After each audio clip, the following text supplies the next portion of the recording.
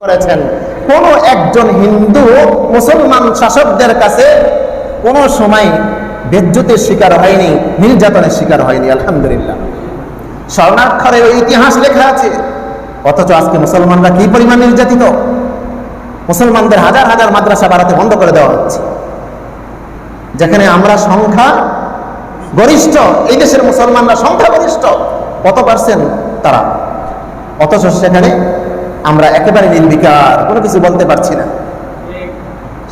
সরকারও নির্বিকার। দুজন মুসলমান কে বা কারা আগুন দিয়েছে মন্দিরে জানা নাই, তারাও জানে না। আর বেশিরভাগ এই সমস্ত আগুনগুলা হয় রাজনৈতিক কারণে, অথবা তারা নিজেরাই লাগায়। ইতিপূর্বে অনেক জায়গায় এরকম তথ্য যখন উদ্ঘাটন হয়েছে, বের হয়েছে, হিন্দু যুবকরাই আগুন লাগিয়েছে, মুসলমানরা নয়। অথবা যদি কেউ লাগাইয়ে থাকে রাজনৈতিক কোনো কারণে লাগাইছে, সেইটাকে দুইজন শ্রমিক, 3-4 জন শ্রমিক কাজ করছিল আশেপাশে, তাদেরকে ধরে নিয়ে বেঁধে নির্মম ভাবে, কোনো মানুষ যে তাকে মানুষ বলে পরিচয় দেয় নিজেকে, এমন কোন মানুষ এইভাবে একজন মানুষকে পিটাতে পারে না। তারা এমন ভাবে পিটিয়ে তাদেরকে শহীদ করে দিয়েছে। এরপরে মুসলমানরা স্বাভাবিকভাবে প্রতিবাদ করবে, প্রতিবাদ করতে গিয়েছে, সেখানেও আবার গুলি, নির্মমভাবে গুলি করা হয়েছে, 2 জনকে আবার শহীদ করা হয়েছে। আমরা শুনলাম সেখানে যে এসআই ছিল তিনি ছিলেন হিন্দু। এটা আরো দুঃখের বিষয়, মুসলমান আমাদের দেশে নাই, বেশিরভাগ থানাগুলোর মধ্যে এসআই হলো হিন্দু। এদেশে কি মুসলমানদের অভাব আছে? তো হিন্দু থাকবে কেন? থাকবে, তাদের যোগ্যতার পরে আসবে, তো এত বেশি কেন মুসলিম দেশে? তো আল্লাহ রাব্বুল আলামিন এটাই বলে দিয়েছেন। খুব দুঃখের বিষয় এগুলো। আপনারা দেখেছেন যেই পরিমাণ তারা শক্তি প্রদর্শন করছে। কেউ কেউ তো এরকম ফেসবুকে দেখেছে, 2 মোল্লাকে খতম করে দিয়েছি, সনাতন ধর্মীরা একটা প্রস্তুতি গ্রহণ করো। 2 দিন আগে আপনারা পার্বত্য চট্টগ্রাম অঞ্চলে তারা 2 লক্ষ, তারা নিজেরা বলেছে 2 লক্ষ সৈনিক আমরা তৈরি করেছি, 2,13,000 আরো সৈনিক তৈরি হচ্ছে। কাদের বিরুদ্ধে? কাদের বিরুদ্ধে তারা এদেশে যুদ্ধ করবে? মুসলমানদের বিরুদ্ধে। এগুলো সম্পূর্ণ ইন্ধন দিচ্ছে হলো ইসকন। যে ইসকন মুসলমানদের বিরুদ্ধে প্রতিটি মুহূর্তে তারা মুসলমানদের বিরুদ্ধে ষড়যন্ত্র করছে। আশ্চর্য হবেন আপনারা, আমাদের মা বোনরা অনেকে হয়তো বা জানেন না, মুসলিম মেয়েদের সাথে বিভিন্ন কৌশলে তারা প্রেমের ছলনা করে, সম্পর্ক করে, হয়তো তাদের ইজ্জত আবরু নষ্ট করে, না হয় তাদেরকে নির্মমভাবে হত্যার শিকার হতে হয়, হত্যা করে ফেলে। এবং এই পর্যন্ত মুসলিম নারী প্রায় 64,000-এর মতো ভারতে পাচার হয়েছে। কত হাজার? ভারতের পতিতালয়গুলোর মধ্যে 64,000 বাংলাদেশি মুসলিম নারী পাচার হয়েছে। মুসলিম নারী এত বোকা কেন? আমার বোধগম্য নয়, বুঝে আসে। আল্লাহ তাআলা আমাদেরকে বুঝ আর আমল করার তৌফিক দান করে। এই কথাটা মনে রাখতে হবে। গজওয়াতুল হিন্দ অবশ্যই আসন্ন। সেই গজওয়াতুল হিন্দের প্রেক্ষাপট, পটভূমিগুলো আস্তে আস্তে তৈরি হবে। এগুলো হলো পটভূমি। গজওয়াতুল হিন্দের কথা তারা শ্রবণ করেছে, শুনেছে, এই জন্য তারাও প্রস্তুতি গ্রহণ করছে। খোদার কসম, যতই প্রস্তুতি গ্রহণ করা হোক, রাসূলুল্লাহ সাল্লাল্লাহু আলাইহি ওয়াসাল্লামের দ্ব্যর্থহীন ঘোষণা কখনো মিথ্যায় পরিণত হতে পারে না। মুসলমানরা ইনশাআল্লাহ আবার বিজয়ী হবে, আবার এই উপমহাদেশ শাসন করবে, শাসন করবে ইনশাআল্লাহ। রাসূলের কথা মিথ্যা হতে পারে না। 2 লক্ষ কেন, 2 কোটি তৈরি করা হোক, মুসলমানদের সামনে ইনশাআল্লাহ পরাজয় বরণ করতেই হবে। শাহ নিয়ামতুল্লাহ কাশ্মীরি রহমাতুল্লাহি আলাইহির ভবিষ্যৎবাণীগুলো আপনাদেরকে আগেও বলেছিলাম, আপনারা পড়বেন, নেটের মধ্যেও আছে। শাহ নিয়ামতুল্লাহ কাশ্মীরির ভবিষ্যৎবাণী, সেখানে ভবিষ্যৎগুলো বাণীগুলো যদি আপনারা দেখেন, তাহলে বর্তমান প্রেক্ষাপট একেবারে দিবালোকের মতো স্পষ্ট হয়ে যাবে, দিনের মতো স্পষ্ট হয়ে যাবে। এই প্রেক্ষাপটগুলো আসবে, তাদের শক্তি দিন দিন বাড়বে। কখন বাড়বে, কোন সময় বাড়বে, সেটাও তিনি বলে দিয়েছেন। এবং এক সময় ধীরে ধীরে তারা এই দেশকে কেমন যেন দখল করার মতো তারা দখল করে ফেলবে। আবার আলহামদুলিল্লাহ মুসলমানরা বিজয়ী করবেন ইনশাআল্লাহ। তা আসবেই, হবেই। তো যে কথাটা আমার প্রেক্ষাপট ভুল আলোচনা, আল্লাহ রাব্বুল আলামিন আমাদেরকে বলে দিয়েছেন যাহারুল ফাসাদু ফিল বাররি ওয়াল বাহরি বিমা কাসাবাত আইদিন নাস। জলে স্থলে যত ধরনের বিপদ আসে, যত ধরনের বালা মুসিবত আল্লাহ তাআলা দান করেন, সব কিছু আল্লাহ রাব্বুল আলামিন দেন মানুষের হাতের কামাইয়ের কারণে, মানুষের গুনাহের কারণে আল্লাহ তাআলা দেন। তবে আল্লাহ রাব্বুল আলামিন বলে দিয়েছেন ওয়ালা নাবলুওয়ান্নাকুম বিশাইইন মিনাল খাউফি ওয়াল জু' ওয়া নাকসিম মিনাল আমওয়ালি ওয়াল আনফুসি ওয়াত তামারাত। আল্লাহ রাব্বুল আলামিন বলেন, হে মুমিনরা, অবশ্যই অবশ্যই আমি তোমাদেরকে পরীক্ষা করব। কি দিয়ে পরীক্ষা করব? বিশাইইন মিনাল খাউফ, কখনো ভয়ের কারণ হবে, ভীতি হবে। ওয়ালা নাবলুওয়ান্নাকুম বিশাইইন মিনাল খাউফি ওয়াল জু', কখনো ক্ষুধার, অর্থ থাকবে না, টাকা থাকবে না, ব্যবসা বাণিজ্যের মধ্যে লস হবে, লোকসান হবে। আল্লাহ রাব্বুল আলামিন বলেন, কখনো কখনো ব্যবসা বাণিজ্যের লোকসান দিয়ে, সংকট দিয়ে আমি আল্লাহ রাব্বুল আলামিন পরীক্ষা করব।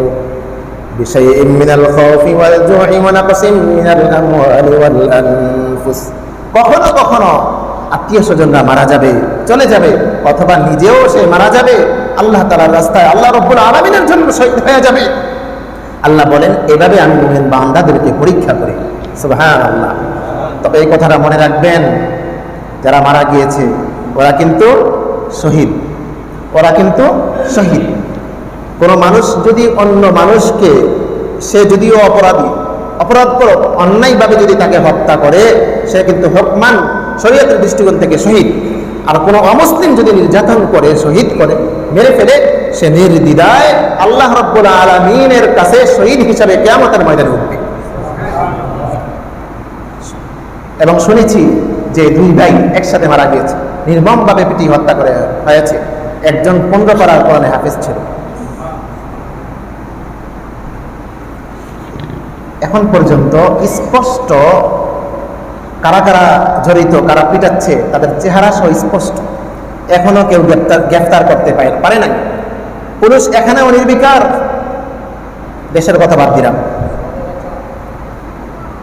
একেবারে নির্বিকার, একজনকেও গ্রেফতার করা হয়নি যারা জড়িত।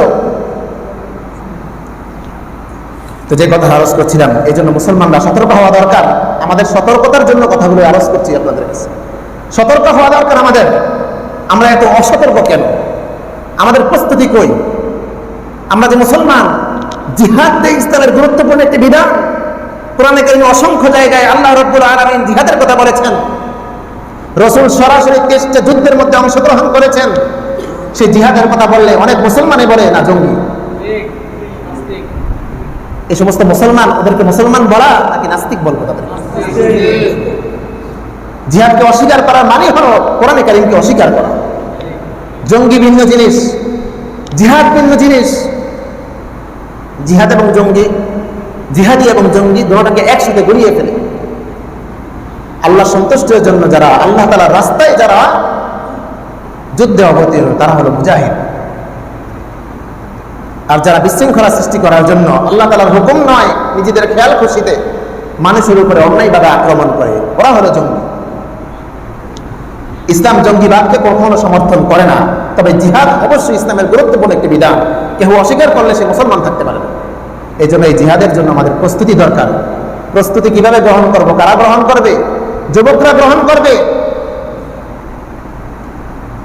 হিন্দুস্তান যিনি বিজয়ী করেছেন, কে বিজয়ী করেছেন? মুহাম্মদ ইবনে কাসেম রাহমাতুল্লাহি আলাইহি। তিনি ছিলেন 17 বছর বয়সের এক যুবক। হাজ্জাজ বিন ইউসুফ, রাজা দাহির, হিন্দুস্তানের, ভারতের রাজা দাহির, যখন মুসলমানরা যখন ব্যবসা করত, তাদের জাহাজগুলোকে আটকানোর পরে পুরুষদেরকে সে নির্মমভাবে হত্যা করলো, শহীদ করে দিল। মুসলিম নারীদেরকে আবদ্ধ করে, নাউযুবিল্লাহ, সে নির্মম নির্যাতন চালিয়েছে। এক বোন কষ্টে তার হাত কেটে আঙ্গুল দিয়ে, এইভাবে রক্ত মাখা আঙ্গুল দিয়ে লিখেছে হাজ্জাজ বিন ইউসুফের কাছে, আমরা নির্যাতিত, তোমার কি সেই শক্তি নেই, সামর্থ্য নেই? কোনো মুসলমান কি নাই? তার কাছে যখন গেল, সে কিন্তু জালেম একজন বাদশা ছিল, হাজ্জাজ বিন ইউসুফ, যে অনেক সাহাবীকে নিজ হাতে হত্যা করেছে। হাজ্জাজ বিন ইউসুফ ফাসিক একজন শাসক ছিল, তারপরও সে মানতে পারে নাই। তার জামাতা তাকে তিনি পাঠিয়ে দিয়েছেন। 17 বছর বয়সী এক যুবক ছিল, মুহাম্মদ ইবনে কাসেম, তাকে পাঠিয়ে দিয়েছে। তিনি আসলেন, সৈন্যদেরকে নিয়ে আসলেন। আসার পরে বললেন, ফিরে আর যাব না, ফিরে আর যাব না, হয়তো আমরা শহীদ হব, না হয় বিজয় লাভ করব। সুবহানাল্লাহ। এই দৃঢ় বিশ্বাস নিয়ে যখন আক্রমণ শুরু হলো, রাজা দাহির নিজেই সে আগুনের মধ্যে ঝাঁপ দিয়ে তার পরিবার সহকারে আত্মহত্যা করেছে। আর মুসলমানরা বিজয় লাভ করেছে একজন মা বোনের আর্তনাদের কারণে। আজকে কত মুসলমান নির্যাতন হচ্ছে। আরব মুসলিম যারা আরব শাসক, তাদের ঘুম ভাঙছে না, বরং তারা আমোদ ফুর্তির মধ্যে লিপ্ত আছে। আজকে ফিলিস্তিনের অবস্থা কি? পুরো আরব বিশ্ব যদি আজকে হুঙ্কার দিত, ইসরায়েল এক মুহূর্তের জন্য শেষ হয়ে যায়, এক মুহূর্তে শেষ হয়ে যায়। আরব বিশ্ব যদি আজকে তেল রপ্তানি করা বন্ধ করে দেয়, অন্যান্য সব দিক থেকে যদি বয়কট করে, ইসরায়েলের চলার মতো ক্ষমতা নাই। অথচ এই আরব বিশ্ব আজকে মদত দিচ্ছে ইসরায়েলকে। ওরা তো মুসলমান। অথচ হাজ্জাজ বিন ইউসুফ একজন জালেম শাসক ছিল, তার কাছে একজন মহিলার আর্তনাদ যখন এসেছে, তিনি আর সহ্য করতে পারেন। আল্লাহ রাব্বুল আলামিন কোরআনে কারিমে যেটা বলেছেন, যাহারুল ফাসাদু ফিল বাররি ওয়াল বাহরি বিমা কাসাবাত আইদিন নাস।